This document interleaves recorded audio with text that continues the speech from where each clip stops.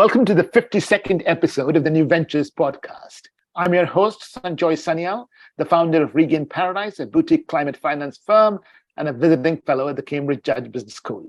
I host the New Ventures podcast to help people start climate initiatives, learn from others who are already progressed in their paths. Today is a special day as I have a co-host, Raven McMenemie, and Raven will introduce herself and our guest for today. Thank you, Sanjoy, for the opportunity to co-host with you. It's great to be here. I'm Raven, and I'm a consultant at Eden Smith Group, a niche data specialist in staffing, consultancy, and education. And I recruit experts in data science and machine learning for the US market. And today we have Michael Poisson as our guest, who is the Managing Director of North America at IdealRatings. So thank you for joining us today, Michael. Raven, thank you very much for having me. And Sanjoy, it's a pleasure to be on your podcast. Thank you. Thank you very much. So, Michael, you long worked for companies that provide data to the financial industry. Can you tell us a little bit about your background? Yes, I've been in fintech for my entire career, my entire working career. Right out of college, I joined a software technology company to help CFOs manage all the financial transactions of a large Fortune 500 company. And I transitioned from that company after we were acquired by a public company into the alternative investment space, again, focusing on data and risk management solutions. Transitioning once again after another acquisition into the pure risk space, where we're selling to hedge fund managers and endowments and foundations. And after that was acquired a third time, I found myself without a job. At the time, it was actually a blessing in disguise, in that my mom was suffering with cancer and on her final days, and it gave me the opportunity to be a caretaker. And it gave me an opportunity to reflect on my life and hers. And I realized that I wanted to do something a bit more meaningful in leveraging my experience in fintech. So I actually found a friend of mine that specialized in responsible investment solutions and data. So I joined IdealRatings almost 10 years ago, and we focus here on doing pure research and data for responsible investing. So some know it as ESG, environment, social, and governance, screening and analysis. Others are more faith-based investors that are looking for, negative screens to fulfill their obligations in terms of their investment protocols. But this is the space that I've never felt more welcome and feeling like I'm making a major contribution that's very fulfilling as well. That was excellent. So thank you very much for giving us a little bit of insight there. And so what was it that really prompted you into joining IdealRatings specifically? Yeah, it was the sense of combining, doing something to leverage my years of fintech, sales, building organizations, and service. A subject matter that is on the rise around the world globally, and people are looking to assess and evaluate investment opportunities with a lens of responsibility. So it kind of was the best of both worlds at the time, and thoroughly enjoyed it ever since being in this space. And now I've been, so involved and passionate about it that I decided to write a book, which was released last March, called the ESG Data Revolution: Sustainable Fuel for Tomorrow's Businesses. So this is my opportunity to share what I've learned in the industry and to continue to have the conversation with others about the space. Michael, it's great, obviously, to have you as a company executive and an author on the podcast. And I'm going to ask you, there's a whole industry, as you've been a part of that, supplying various data to the financial organizations. Now, why do you need a new company to offer ESG ratings? I mean, couldn't not existing companies, the type you worked for, could have done it? Yeah, it's a great question, because there are today over 150 individual research and data companies out there, some of which, I'd say many of which, transformed into ratings and scoring companies as well. There's lots and lots of data out there, but there's no one specific consensus as to what is the proper way to come up with a rating or score. So of these, let's say 150 companies out there doing the research and data, now, some of them specialize in carbon data or diversity data or water data. So again, people are finding their own niche and specialty. But it's really been a wild west, and ESG data, if you will, has been around for over 40, 50 years. But since there is no kind of regulatory body saying what's important and what isn't yet, it's, again, there's just such a demand And there's people trying to find their proper space in terms of what they feel is important to the industry. So would it be possible for you to, for example, break the industry up into a few buckets and explain the types of players? For example, there are people who give ESG ratings for public companies. There are others who do it for private companies. Can you give us a little bit of an overview that way? Sure. I like to look at, first and foremost, what type of research are they doing? I've got two primary kind of camps, if you will. What I call the traditional researchers, like the MSCIs and Sustainalytics and my company, IdealRatings. We look at published information via companies, their own transparency, their sustainability reports, what they put out there in the public domain. And we start there. What is the company reporting on themselves? And then we start going a little bit broader from there. So one approach, what I call the traditional research methodology, is on all available public information on these companies. An emerging approach, a newer approach, would be using artificial intelligence and NLP, natural language processing, where they may be purely basing their research on algorithms, looking for keywords, looking for specific algorithms to be filled out in terms of deriving carbon information or water usage information or diversity information. So the traditional approach versus the artificial intelligence approach. Today, we're seeing a little bit of a merging of that. I don't believe personally that one is necessarily better than the other. I think one should be acknowledged that the other augments whatever you have to begin with. But there are some regulations that are finally coming into action, primarily in Europe. And it's an alphabet soup of regulations out there. There's this thing called SFDR out of Europe. There's EU taxonomy out of Europe. There's TCFD out of Europe. There's the SEC is doing some deliberation on their new requirements. But this alphabet soup of regulation is starting to tell us specifically what the regulators are asking for. And in doing so, some of the data that they're asking for isn't necessarily reported and isn't necessarily derived through artificial intelligence. So everybody's going back into the laboratories, refining their models to come up with, if not AI, estimation tools to come up with a set of data that specifically the regulators are looking for. So again, in my definitions, two broad categories of traditional research versus more modern techniques, I'll call it that. But within that, again, you have certain topics to be covered, such as the E, the S, and the G. So there are specialists that do focus on the environment and water and sustainable environment issues. There are people that focus on the S and human rights and labor and equality. There are even people that look at the G and the governance aspects and what companies' commitments are and how that's woven into the performance of a company based on senior management's commitment to these types of topics. So hopefully that gives you a landscape of, in terms of my views of what's out there for ESG research. Thanks, Michael. So given all of that information, I mean, could you tell us a little bit about the demand for your products in the North America area? Sure. It's interesting. We as an ESG data provider didn't start out that way, IdealRatings. 16 years ago, we more focused on responsible investing, faith-based investing, very specifically Islamic investors that needed really tough screens to comply with Sharia law. So as we became a bit successful in the Middle East and Asia for our Sharia screening, we were introduced to other faiths. Then we were introduced to the concept of, hey, you're not very far off from this broader category of ESG, which is not just exclusions, but also inclusive data, such as companies that have a positive impact or companies that have a positive result that need to be screened for ESG purposes. So that said, we were one of the later entries into North America. North America actually has been a global laggard behind Europe when it comes to ESG investing and ESG awareness, if you will. We're getting there. But as demand is picking up, our timing is good, providing our ESG data services for the past 5 years or so. And it's only getting more interesting. So as the regulators tell us what's important, and as more US American companies get interested in the topic, and again, as the regulators are enforcing their rules and submissions and compliance, we're getting a whole bunch of new, what I'll call reluctant participants, people who didn't care about this stuff, who overnight have to care about this stuff. And they're developing their own opinions and their own questions. So I only see the market as growing, not only in demand, but in interesting new areas that maybe haven't yet been discussed.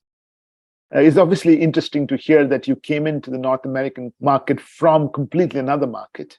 In the two buckets that you defined, the more traditional research methodology companies and the new AI machine learning driven companies, in which bucket do you fall under? What types of data and matrix do you use?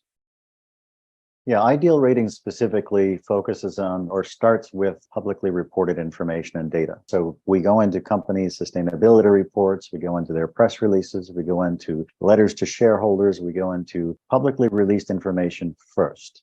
But as I mentioned earlier, the demands by the regulators for particular metric data, quantitative data, have required us to build out more estimation models and analytical tools which look at industry information, look at peer group analysis, look at general information to make best estimates on behalf of each individual company that we cover. And we cover a large universe of companies, by the way. 40,000 public companies globally is our universe, which by comparison to some other data vendors is quite large. But to cover that many companies, supplementing our manual rigorous research in the first type, as I mentioned, traditional research, with models has certainly helped. Great. You actually were preaching, you are merging these two approaches in some way or the other. Publicly available data, to a certain extent, I can understand. But to use data that is not published, could you give us insight into where that comes from? How do you get access to it, in other words? Yeah, before I go there, keep in mind that publicly available information is or potentially can be as dangerous as derived information.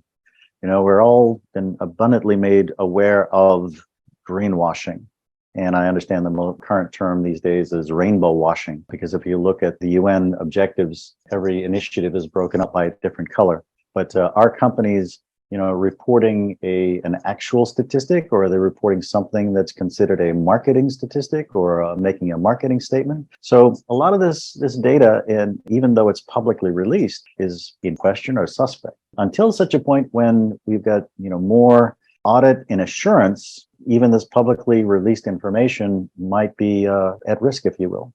But back to your original question, estimation models are all based on what similar types of companies are reporting. So if our target company is not necessarily reporting a very specific metric on water usage or carbon emission, scope 1, 2, and 3, we may be able to use similar types of companies in similar types of industries with similar type of geographic exposure, again, all built into a mathematical formula to project what we best expect this company's exposure to that particular metric to be. That's an example of estimation models and a derived statistic on a particular metric that we're looking into.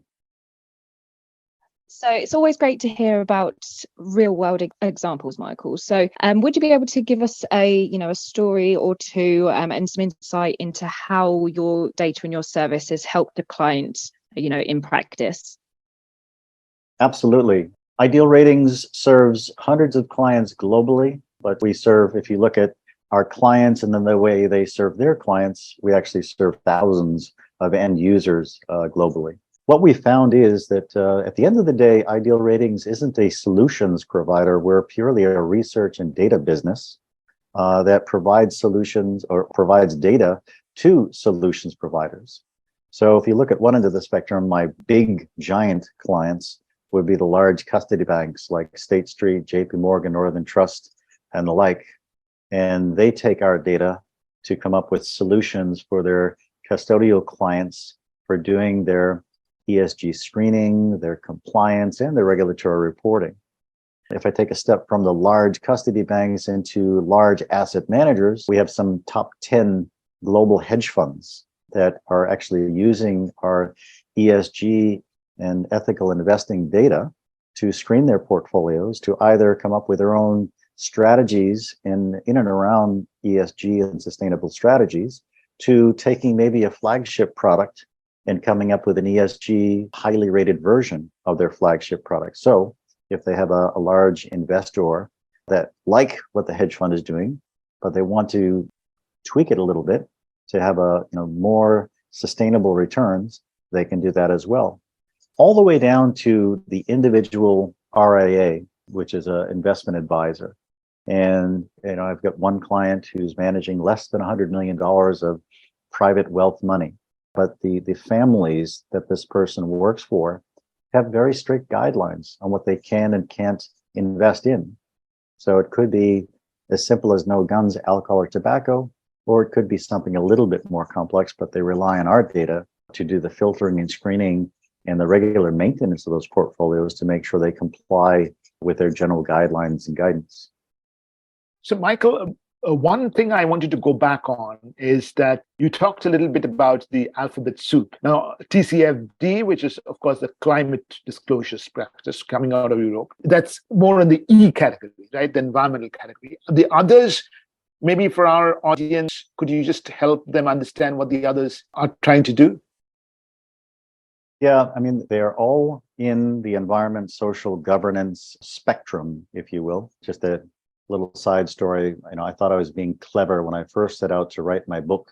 The original working title was ABCD ESG. I own that website. And my publisher thought that maybe you want to be a little bit tighter in that title. But I am primed to write my children's book for environmental consumption. Anyhow, most of the regulations in the US, the SEC's focus has been on specifically on greenwashing. And they actually started with the naming of funds to ensure that the naming of certain investment vehicles were consistent with their ultimate implementation, so that people weren't buying something just based on the name of the product. But in the SFDR, which is the Sustainable Directive Financial Regulation, again, we're taking into a very specific set of characteristics, which include things like doing no harm as one of the central themes or objectives of the particular category investment. So investment managers, again, if they're advertising that they're investing in a certain way, they're going to be required to prove that to the regulators through the constituents of the portfolios that they're investing in. And they could be, again, subject to regulation or fine. What they're advertising is inconsistent with the contents of the actual portfolio. It demystifies some of these alphabet soup to a certain extent. I love that the ABCD of ESG, the book could have been named that way. As a pitch for your book, if you may, for our audience, what more will they learn if they read the book? Well, you know what? I'm going to ask Raven, because she just sent me a message after reading my book. So this is going to be a real test for this interview. Rather than me answer that question, let me ask Raven answer that question for you. Thank you, Michael. Really put me on the spot there. But yes, I mean, the book was really insightful, especially for somebody who's just starting out, wanting to get more into ESG and into climate. So it was extremely easy to follow, but it's really, in terms of the kind of information that's in there, being able to see it from a perspective of somebody who's actively in the industry and what kind of trends there are in the industry and kind of a projection for what it will look like in the future. But also, I really enjoyed that you used real world examples with some of your clients as to, how you're helping them and what their views on the current kind of ESG market is as well. So it's very, very well written, and I thoroughly enjoyed it. I think the real world examples would be probably the most interesting part of the book, right?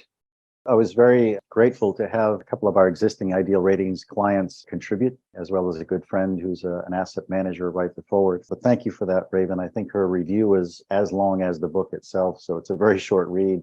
But again, the focus was trying to talk about some of the businesses that are emerging out of the data. So we started with data 40, 50, 60 years ago. That data people were starting to use as some type of benchmark or an index. And once you have an index, you have the ability to create investable product like an ETF. One area of the book is just talking about people are creating financial products out of this stuff. Another aspect of the book was just the jobs that are being created, and even starting with education. So today I can't conceive of any even community college that doesn't have one offering for a sustainability course, but there's whole complete majors and doctorates and masters in sustainability and responsible investing and the entire topic. So the tens of thousands of jobs that are creating that are looking for at least some exposure or experience to the topic is very relevant and interesting. Plenty of examples of how the world is taking advantage of this stuff.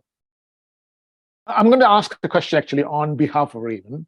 Raven, this is going to be a favorite. She's into data and AI, and you have already talked about this, Michael. But I'm trying to speculate the use of data and AI in your entire work. So it's obviously going to be extracting of information from public sources, creating the models. Where all does this use of these technologies come in?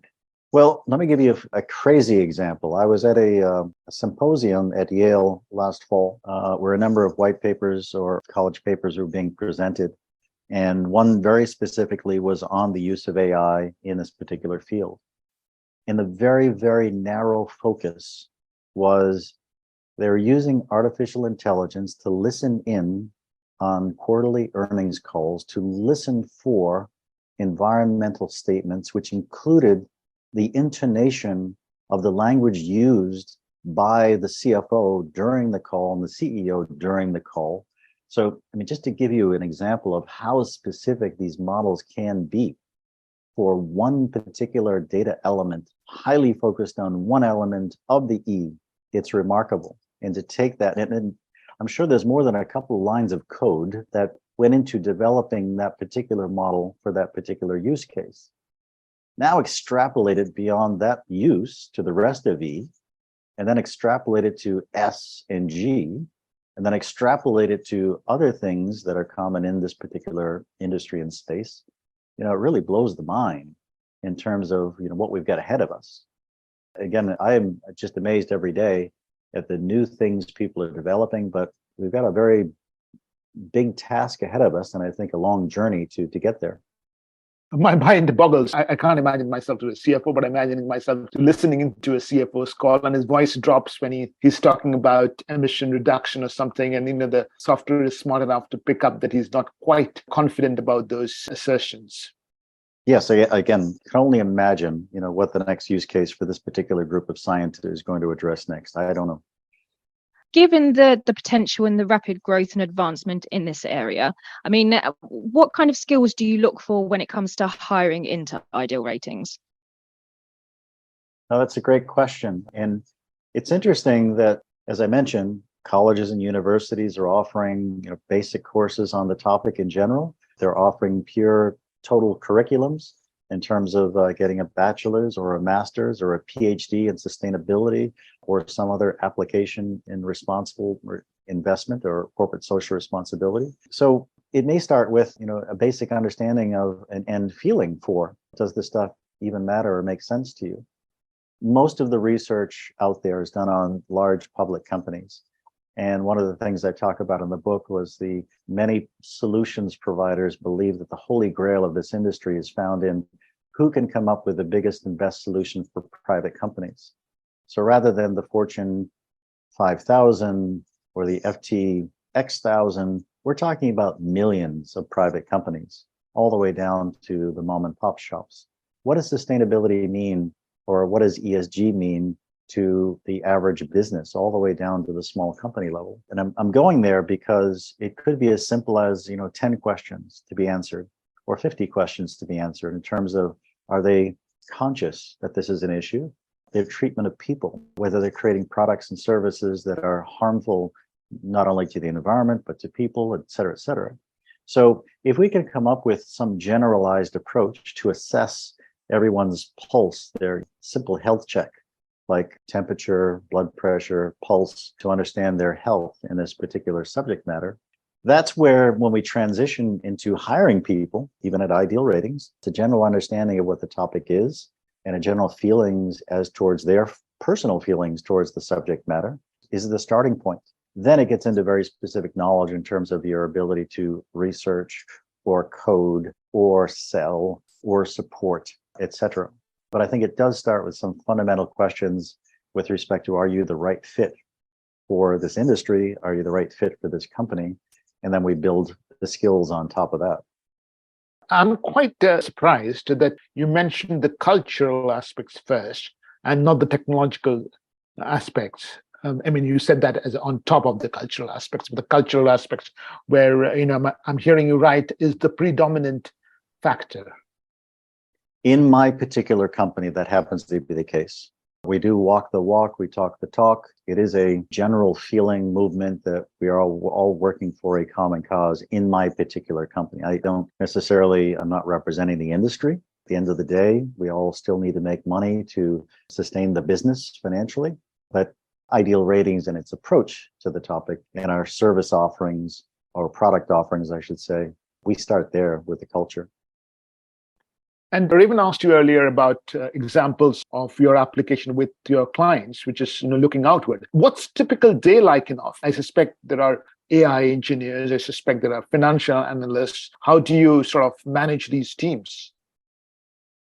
Yeah, it's a good question. And we are so dispersed. The CEO sits in San Francisco, California. I'm sitting in Long Island, New York. Our research center is based in Cairo, Egypt. We have salespeople in Malaysia and in the Middle East. So we are a very diversified organization, and there's somebody working, 24 hours a day. The groups themselves are split into kind of ESG research. In one capacity, we have Islamic faith and other faith-based research group. We have a group of engineers that are responsible for our technical platform for delivery of this data. And we have a client success group, which are responsible for. And I'm constantly amazed, again, with the time differences, that whenever any of my clients in North America submit an inquiry, day or night, within 15 minutes, somebody has responded that we've received your question with a tangible, this is our understanding of your question, and here's the answer, or we'll be back to you shortly as soon as we can find you an answer. We are compartmentalized in terms of function, research versus software engineering and delivery is kind of its own group, and client success is responsible for understanding the whole picture and delivering a quality product to our clients. And we have come to the end of the podcast. To turn the tables and ask you, do you have questions for me and Raven? Why are you interested in this topic is my first question. So, for me personally, having an interest in it is being able to contribute to a good cause and really having an impact on change, and making sure that regulations are being adhered to and that the right regulations are being put in place as well. It's something that I've grown up with. So in my background, I have a lot of climate research that I've been exposed to, and it's just something that's always been at the forefront of my mind. So as I'm transitioning into my data science journey, it's my main area of focus to see how I can leave my mark on that industry and be able to contribute to change. And Sanjoy, in America, at least, this is becoming a very hot topic. And what I mean by hot is politically charged. It's being weaponized. I'm not sure about the rest of the world, but are you afraid of this subject? Well, first of all, I think we should be all afraid in some ways of the potential impact of climate change in all our lives, whether you're in North America or you're in Africa. To me, the interest comes from the fact that I do work with clients who are investing climate money. Their ability to assess and interpret climate data from various sources and make decisions is important. I'm particularly interested, which is why I'm trying to partner with Raven on these podcasts, that of the use of artificial intelligence in making that data accessible, because the requirement of data analysis is so large. You need tools for doing that. On the political issue, I think there is no doubt in my mind, just the way it is in the United States, things have been weaponized. And I don't want to sound pessimistic, but I do believe that there will be a pushback on ESG, as paradoxically, when the impacts of climate change become more apparent. So, for example, when there is an issue around food security, for example, there will be pressure to actually disregard environmental norms and pull in ecological land for agriculture. So that's the time that we have to have tools like yours ready. Sanjoy, what do you hope your audience would take away from this short session we had today? What I'm hoping the audience will take away is, A, that there's a serious company doing this. Therefore, the political stuff that you hear, that this doesn't make sense, that this is too complicated, that there is a counter story around this. And there's a company I can work with, which has a software tool, which is looking at it seriously, the largest database of public companies in the world, nothing to be scoffed at. So that's what I want the audience to react. That's awesome. If people have to get in touch with you and also read your book, how should they? Well, Ideal Ratings the website is just that, www.idealratings.com. If you want to email me personally, it's mpoisson@idealratings.com. The book, again, is entitled The ESG Data Revolution, Sustainable Fuel for Tomorrow's Businesses. There's a website, the esgdatarevolution.com, or you can find me on LinkedIn, and plenty of ways to get in contact that way. With that, thank you very much, Michael. Thank you. Of course. So thank you ever so much, Michael, for coming on the show. It's been great to have you on, and thank you for being my first guest as co-host. It's been really interesting to learn a bit more about you and your background and what you're doing over at Ideal Ratings. On that note, thank you very much. Follow me on LinkedIn, Medium, and Twitter to get fresh international perspectives of what people across the world are doing in this decade of climate action.